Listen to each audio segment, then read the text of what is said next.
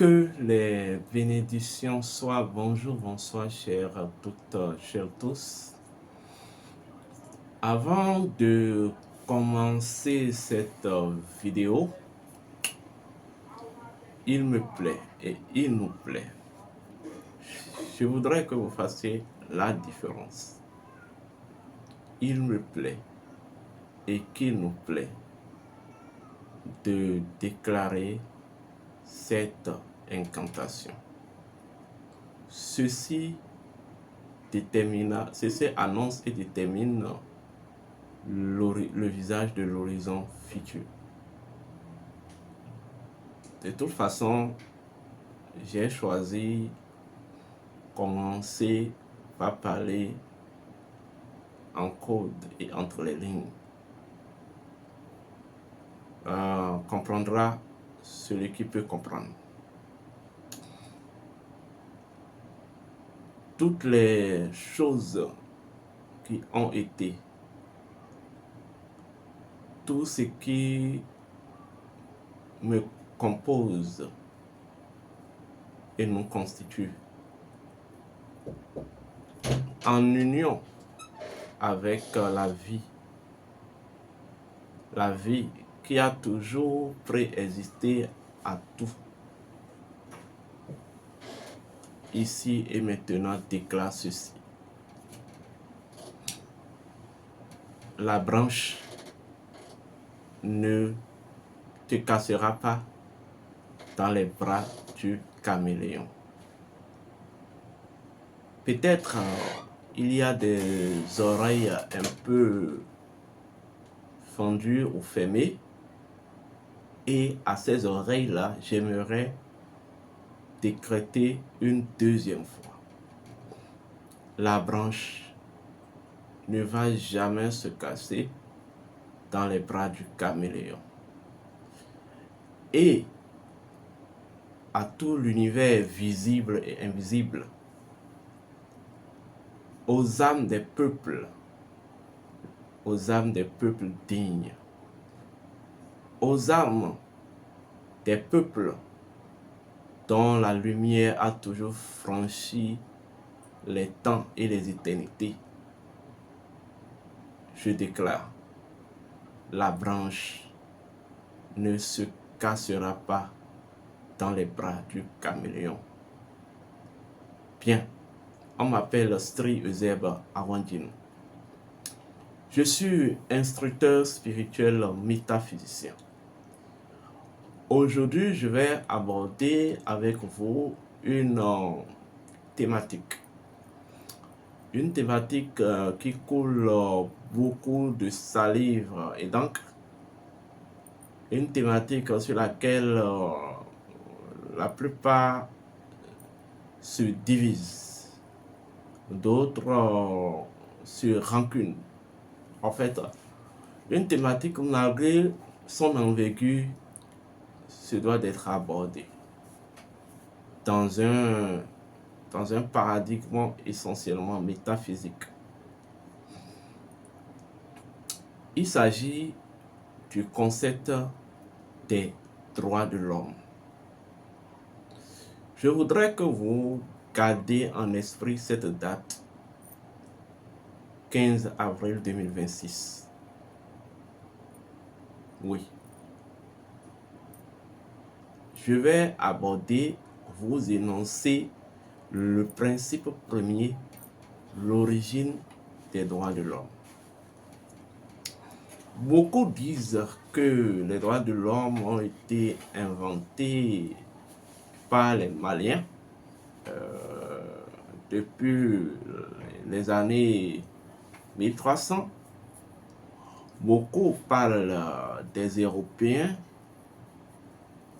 mais la notion des droits de l'homme et le concept des droits de l'homme remonte encore plus loin.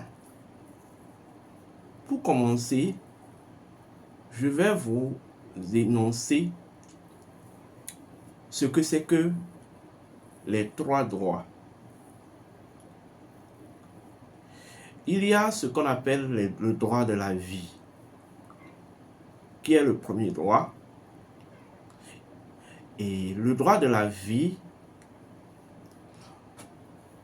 c'est ça qui donne, c'est ça qui constitue la source de tout ce que vous appelez droit. En fait, c'est quoi un droit d'abord? Un droit est essentiellement, en fait, une capacité ou la capacité d'exercer une volonté qui cadre, ou une volonté, en fait, assez sur l'intention, en fait, malsain ou saine. Un droit relève de la volonté. Ce qui différencie le droit du devoir, le devoir, c'est une injonction. Par contre, un droit est d'abord une volonté, c'est-à-dire c'est l'expression d'une volonté, vous voyez, dans un paradigme précis. Commençons par le commencement. Les anciens, depuis l'Égypte antique, et quand je parle de l'Égypte antique, je ne parle pas de cette Égypte que les Grecs sont venus vous écrire de 4000 ans, entre 4000 ans et 600 ans après Jésus-Christ. Ça, c'est la fausse Égypte. Et cette Égypte n'a jamais existé. Mais l'Égypte antique remonte jusqu'à près de 60 millions d'années avant Jésus-Christ. Oui, 60 millions d'années avant Jésus-Christ. Quand nous faisons les calculs mathématiques liés à l'âge de Sphinx, on a trouvé exactement 56 960 ans où la civilisation égyptienne fut fondée. C'est pas, ça ne veut pas dire d'ailleurs que le premier Égyptien est né il y a 56 millions d'années. Non, la civilisation égyptienne fut fondée à 56 millions d'années avant Jésus-Christ.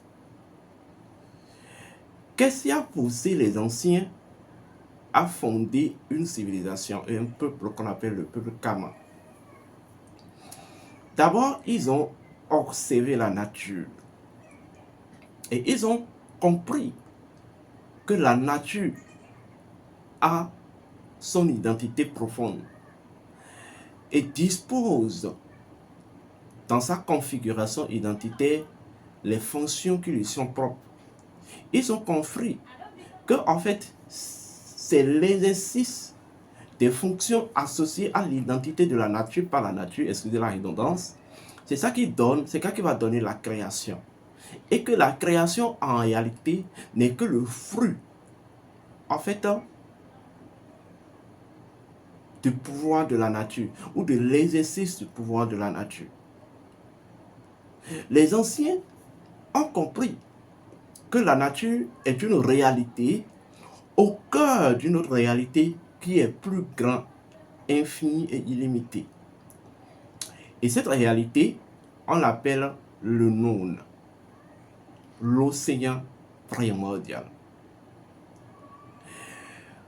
L'océan primordial, c'est ce que vous allez appeler plus tard Dieu.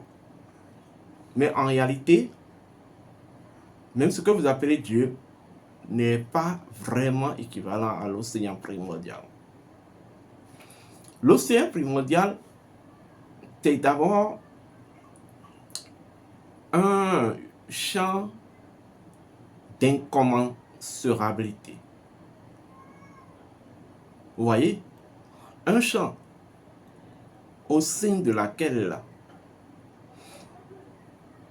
toutes les choses en fait vibrent et vivent sous le sceau du mystère. Autrement dit, vous avez à garder dans votre esprit deux symboles ou deux codes de l'océan de vie. Il y a l'océan de vie en tant que source et l'océan de vie en tant que champ. L'océan de vie en tant que source nous dirons que c'est la force forte de toutes les forces ou la force première entière. C'est-à-dire, il y a une énergie qu'on appelle la vie. Et cette énergie a toujours préexisté à elle-même. Mais dans sa dimension de préexistence à elle-même, c'est dans sa dimension de préexistence à elle-même, c'est ça qu'on appelle l'océan de vie. L'océan de vie, en fait, la vie, en tant qu'une réalité qui a toujours préexisté à elle-même, s'énonce je veux dire, en masse, en vibration, et ce qu'on va appeler en énergie.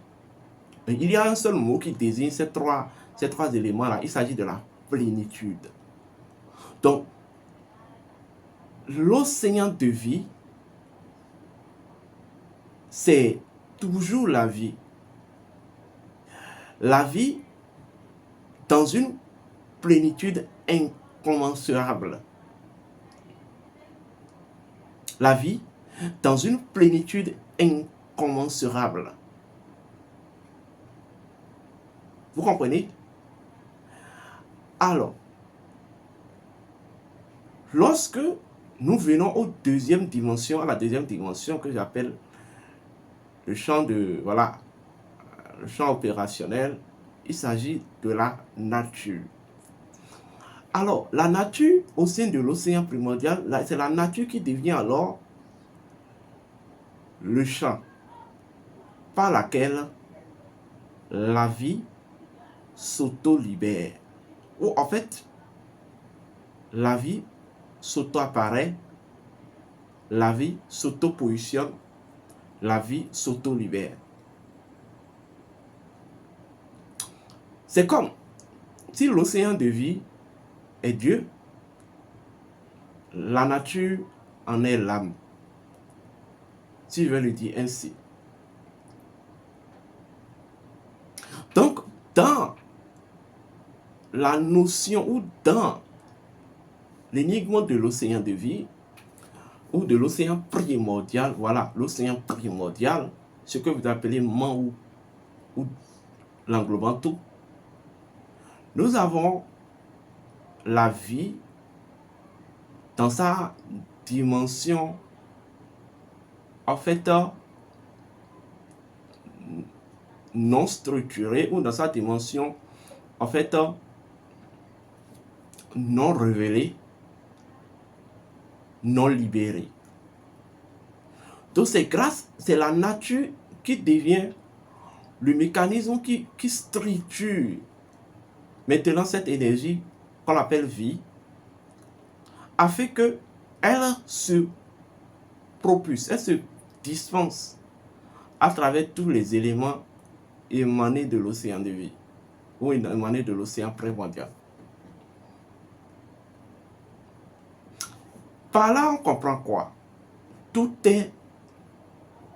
a été toujours présent dans l'océan primordial. Mais tout a été présent dans l'océan primordial dans une dimension infinie et illimitée. Je l'ai toujours dit. Donc les anciens ont compris qu'il y a une réalité qu'on appelle l'océan primordial et qu'il y a une réalité qu'on appelle la nature. Et que c'est la nature qui est le champ fonctionnel de l'océan primordial. C'est la nature qui accouche l'émanation même de l'océan primordial qu'est la création. La création n'est qu'une émanation de la divine énergie de l'océan primordial qu'on appelle la vie. Donc, ils ont inventé le concept du droit de la vie ou le droit à la vie. Le droit à la vie stipule quoi comme principe premier? Toutes les choses ont été toujours et demeurent une émanation parfaite de la divine énergie de la vie. Lorsque vous prenez une fourmi une fourmi dispose en elle d'une portion de vie qui ne le diminue pas auprès d'un lion. Ce qui fait, en fait, la spécificité de l'océan primordial, c'est que tous les éléments au cœur de l'océan primordial, au cœur de l'océan primordial ou au sein même de la nature, sont en quelque sorte égales. Vous comprenez? D'où la notion de l'équilibre. Donc, les droits de l'homme, les droits de la vie stipulent que toutes les choses proviennent d'une source, que ce soit dans leur diversité spécifique, toutes les choses proviennent d'une source. Et ce qui les lie à la source, c'est qu'ils ne sont que l'expression ou l'émanation d'une énergie unique et divine qu'est la vie. Donc, par conséquent, on ne peut pas dire que la vie de la fourmi est moindre que la vie du chien. On ne peut pas dire que la vie de l'homme est plus que la vie d'un mouton. La vie, elle est égale. Vous comprenez? Maintenant, il peut maintenant, qu'est-ce qui va conditionner la qualité en fait de la portion de vie dont chaque élément en est l'expression ou la manifestation? C'est là qu'on va parler maintenant des valeurs. Vous comprenez? Ce qui conditionne, vous comprenez? Ce qui conditionne la vie ou la portion de vie qui circule en chaque chose, c'est des valeurs en fait fondatrices du paradigme identitaire associé à cette chose-là. Je donne un exemple très simple. Les valeurs que vous, en tant qu'Africain, vous avez cultivées, qui constituent même le fondement de votre paradigme, n'est pas les mêmes que les valeurs qu'un Européen a cultivées, qui constituent le fondement de son paradigme. C'est vrai qu'on ne peut pas percevoir la vie de la même manière, mais cela ne change pas que la vie soit universelle et qu'on ne peut pas priver une vie au détriment d'une autre. Je suis toujours dans le droit à la vie. Donc, en étudiant le droit, ils ont essayé de, en fait, structurer, en étudiant d'abord le droit à la vie, ils l'ont structuré en 42 lois, aux 42 règles, dont les 42 règles de la maths. Et ces 42 règles de la maths, qui constituent maintenant les règles du droit à la vie, se reposent maintenant sur 3 grands leviers. Nous avons ce qu'on appelle l'équilibre, l'harmonie et l'ordre. Oui, l'équilibre, l'harmonie et l'ordre. Pour dire quoi? La vie est une réalité. La vie est une énergie universelle, dont chaque élément ou créature en est l'émanation. Et en tant qu'émanation de la vie, chaque élément dans son paradigme et dans son paradigme et dans les potentialités qu'elle a héritées de la vie en étant une expression de la vie, agissent à aussi exprimer l'équilibre de la vie qui a été toujours, puisque la vie a été toujours équilibrée, équilibre plutôt. Donc, chaque créature, créateur ou chaque création n'est qu'aussi en réalité l'expression de cette dimension équilibre de la vie. Chaque élément, en tant qu'une émanation de la vie, dans l'exercice de sa potentialité, n'est qu'en réalité une expression ou exprime l'harmonie permanente qui a toujours été au sein de l'océan de vie, l'océan primordial. Et la troisième dimension montre que la vie a été toujours ordre. Et que dans la vie, toutes les choses ont été toujours à leur meilleure place. Et que dans la vie, la vie ne permet pas la dérogation. Donc chaque élément étant une émanation de la vie, se situe à une place précise, lui permettant, vous voyez, d'exprimer la vie en tant que équilibre et en tant qu'harmonie. C'est ça ce que c'est que l'ordre. Autrement dit, la fourmi a droit à la vie. Le chat a droit à la vie. La vie est différente de l'existence. L'existence est une perception de la vie. Mais l'existence n'est pas la vie. Vous comprenez? La vie, c'est une grande réalité qui dispose des micro-unités. L'existence aussi est une micro-unité de la vie. Donc, dans la conception de la vie selon les anciens, l'arbre, les végétaux constituent, les végétaux ont droit à la vie parce qu'ils ne sont qu'une expression, ils ne sont qu'en réalité une émanation de la vie. Voilà pourquoi en Afrique, pour approcher une feuille, un arbre, avant de cueillir sa feuille, il faut demander le pardon. Il faut demander l'autorisation. Votre vie n'est pas plus chère que la vie d'un animal. La vie, c'est la vie. C'est ça qui fonde même la quête du végétarisme, ou en fait le concept même du végétarisme. Même lorsque l'Africain veut tuer un animal, il sait qu'en réalité, il veut lui faire couper d'une dimension de l'expression de la vie, donc il en est une émanation. Donc il faut essayer d'apporter un autre élément pour équilibrer cette dimension perdue là, dans l'eau, dans la nourriture. Est-ce que vous comprenez? Et ce que je vous explique, vous ne le verrez jamais dans aucune école politique. Sincèrement, je vais être honnête avec vous, le problème de l'Afrique, c'est les intellectuels africains. Je suis désolé de vous le dire. Le problème des Africains, c'est les intellectuels africains. Vous êtes africains.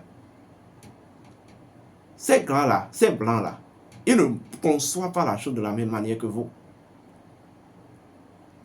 Et vous ne pouvez pas non plus suivre leur paradigme pour évoluer. Donc, la structuration du droit à la vie est repartie en ce qu'on appelle les 42 règles de la Malte. Et après, nous avons le droit de l'homme. Autrement dit, lorsque nous prenons la vie dans tout son ensemble et dans tout l'ensemble de tous les éléments qui en est l'émanation, partage ce qu'on appelle la volonté de la vie.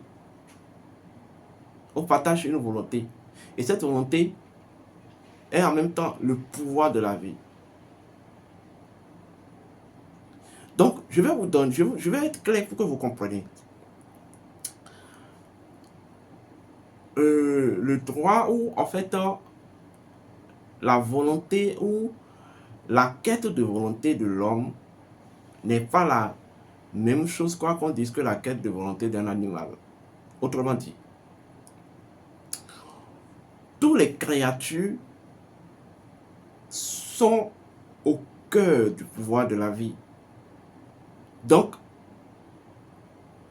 en fait, n'ont qu'un seul droit, une seule volonté, la volonté de la vie.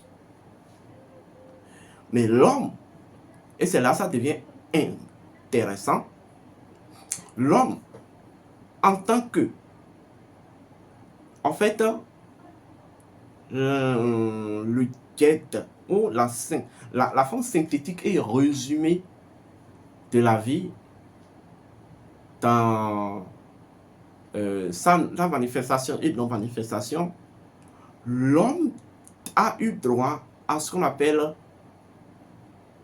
une liberté de volonté ou voilà, une autonomie en termes de volonté. D'où les droits de l'homme. Vous allez vous demander certainement, quand on parle de droits de l'homme, est-ce à dire que les animaux n'ont pas de droits? Les animaux ou toutes les autres créatures, y compris l'homme, d'abord sont au cœur de cette réalité qu'on appelle la vie. Et quand on parle du droit, il s'agit d'une volonté ou de la volonté.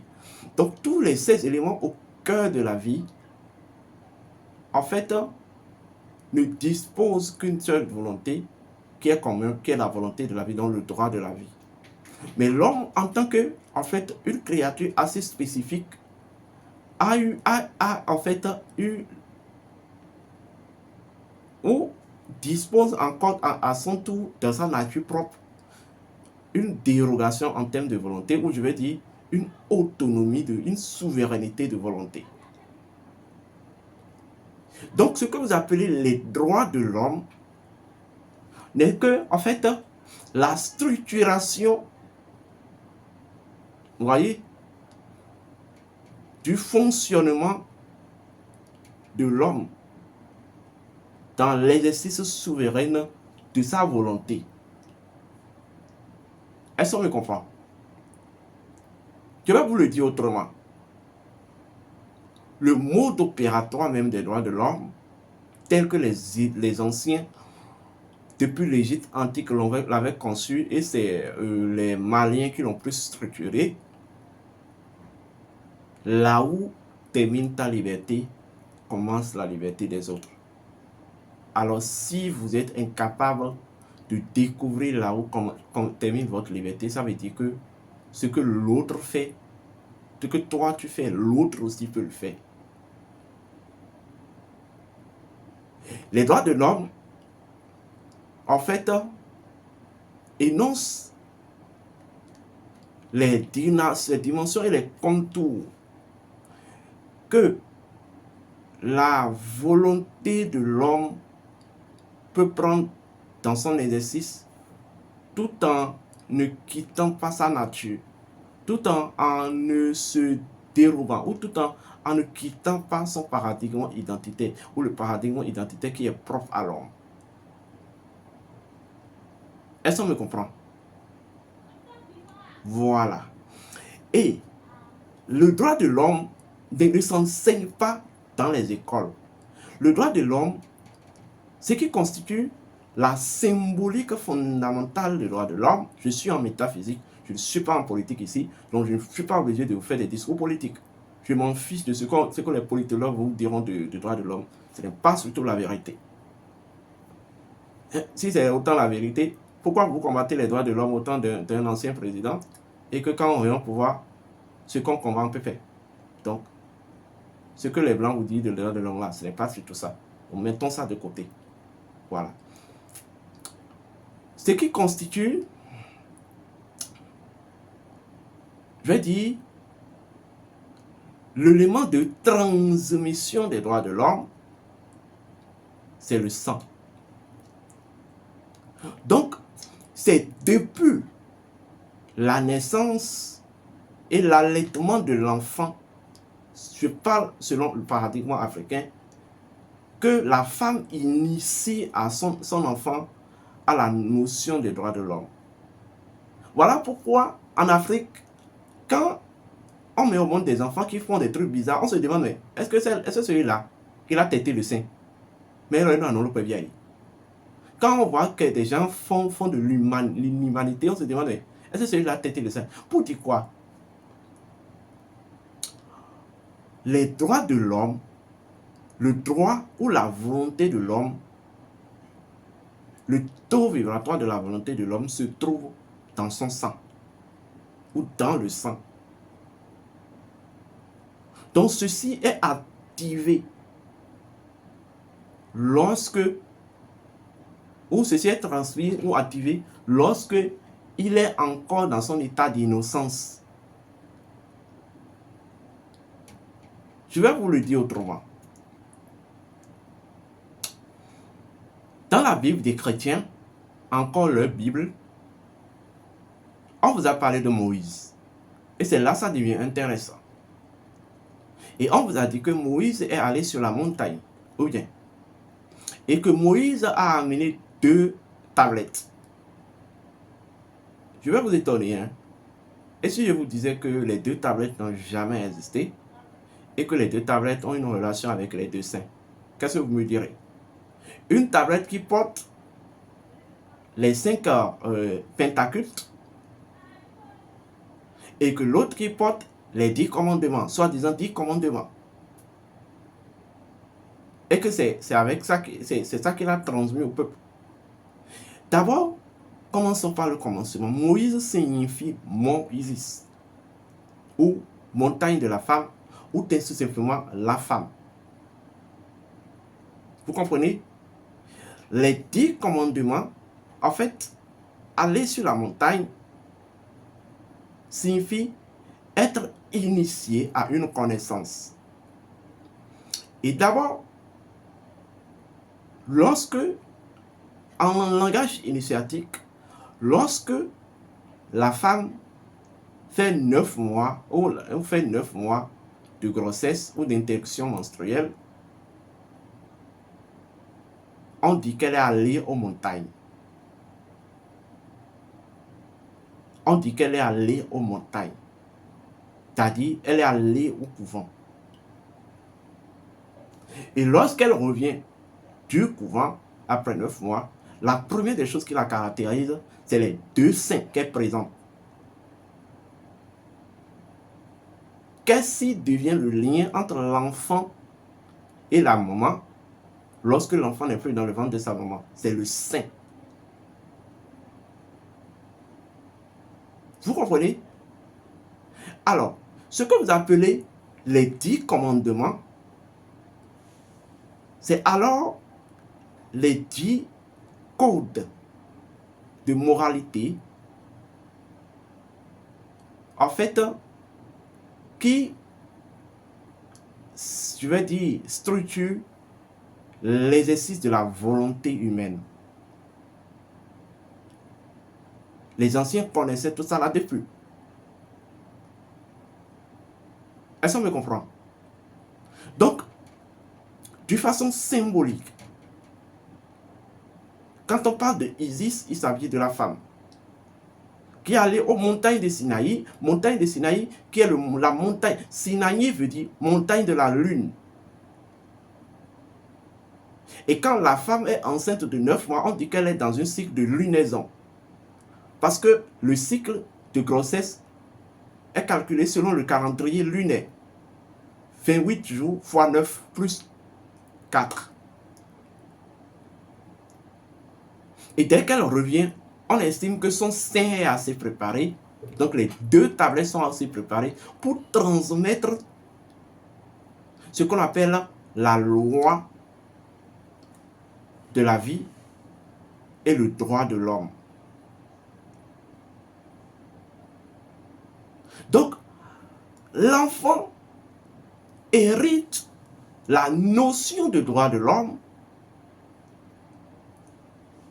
ou le sens des droits de l'homme ou le sens du respect des droits de l'homme du sein de sa mère.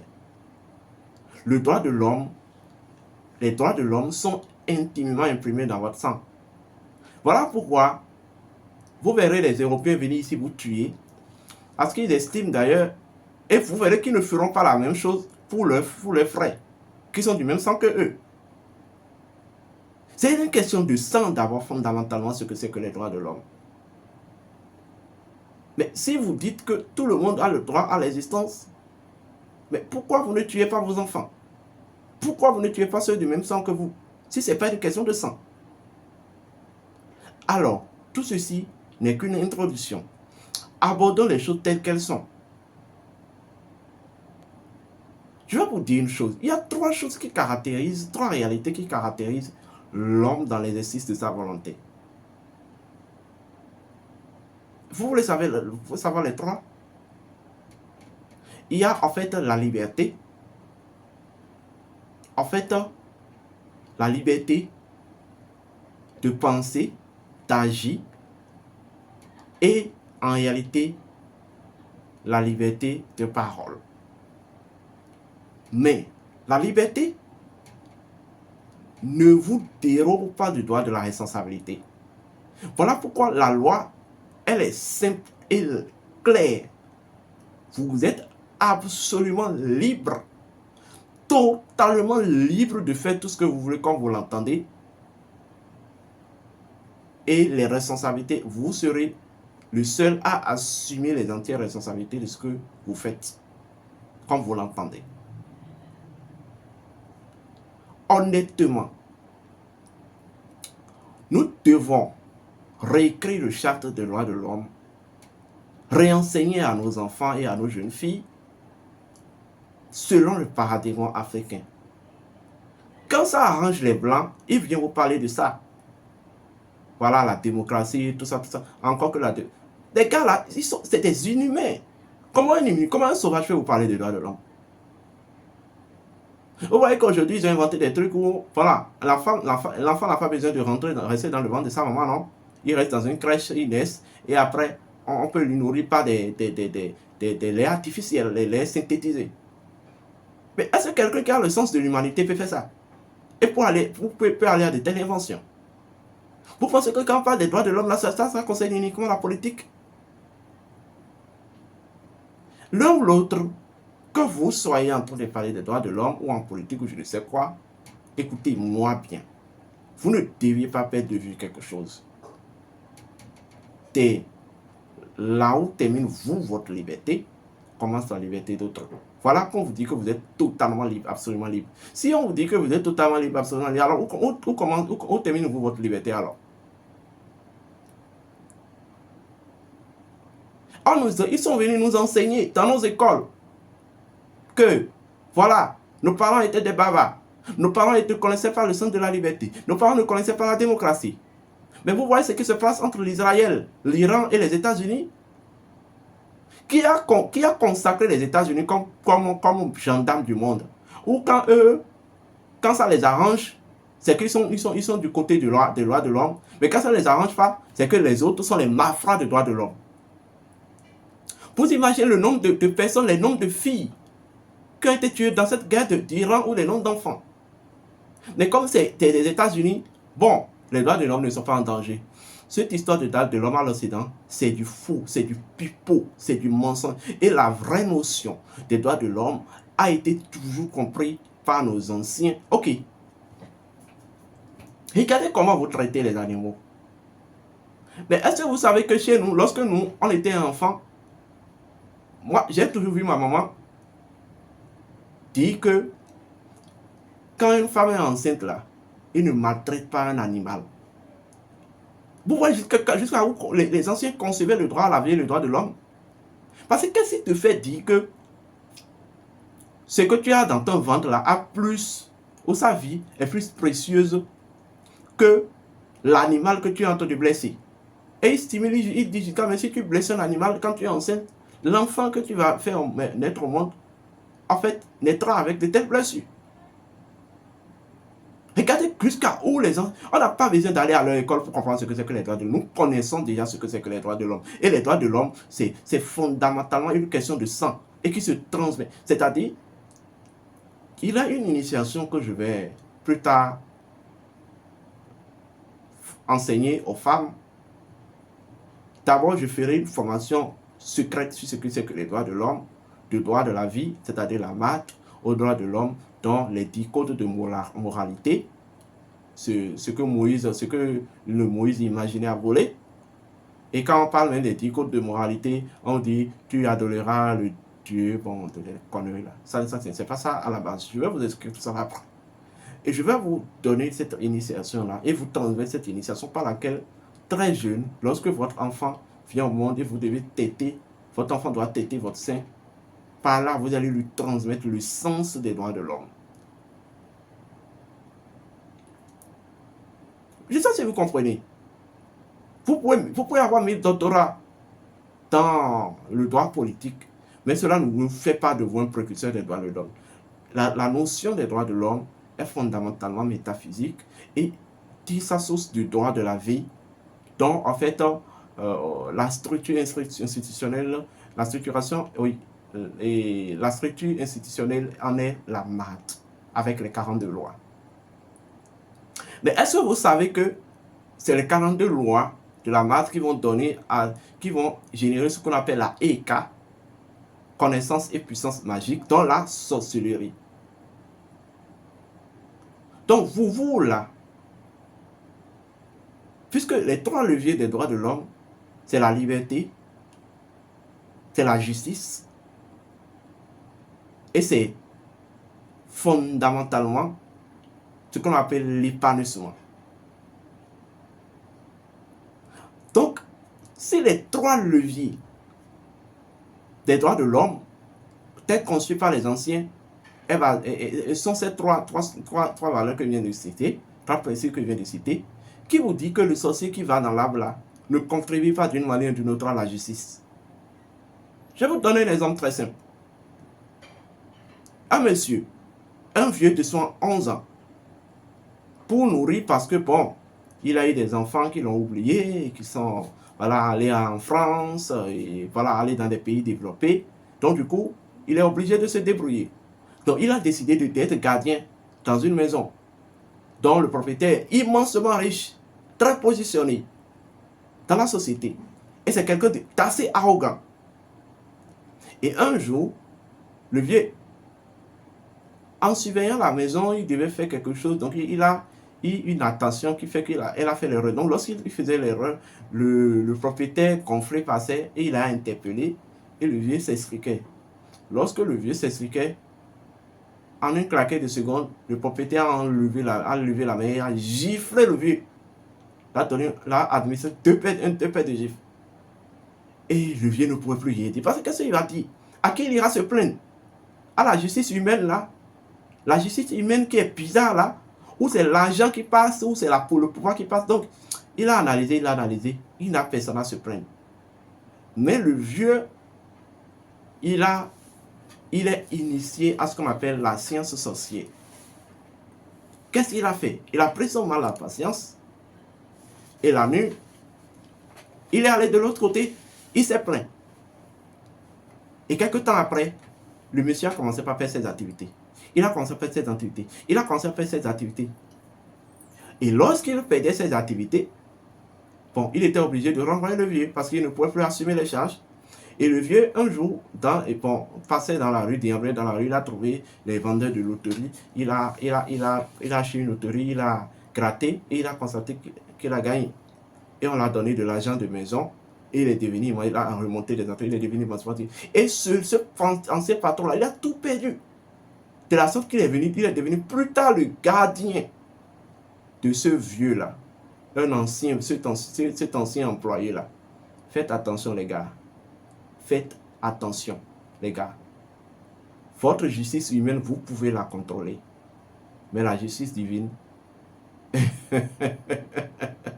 que les bénédictions soient.